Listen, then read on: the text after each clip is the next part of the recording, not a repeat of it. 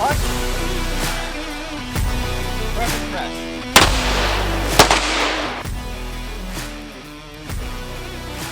Why we miss?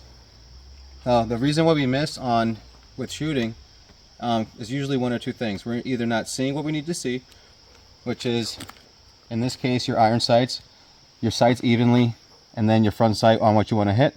In the case of a dot, you want your dot where you want the bullet to go.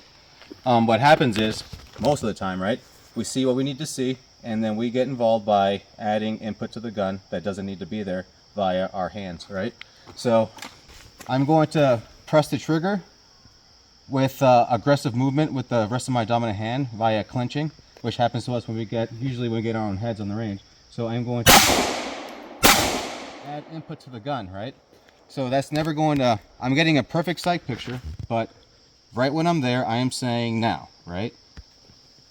Where I find success, and other guys have different trains of thought, where I find success is I want to be able to try to isolate the movement of my trigger finger by itself.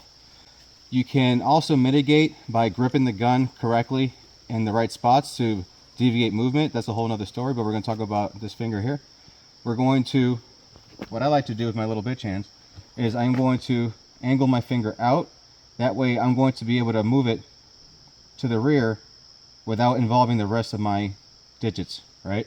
So now I'm going to get to the wall. I'm going to put my finger on the trigger.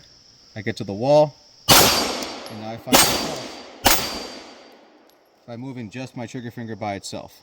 So even if I do clench, with that little bit of a technique, I'm going to be able to bring my trigger finger straight back with minimal movement on my hand.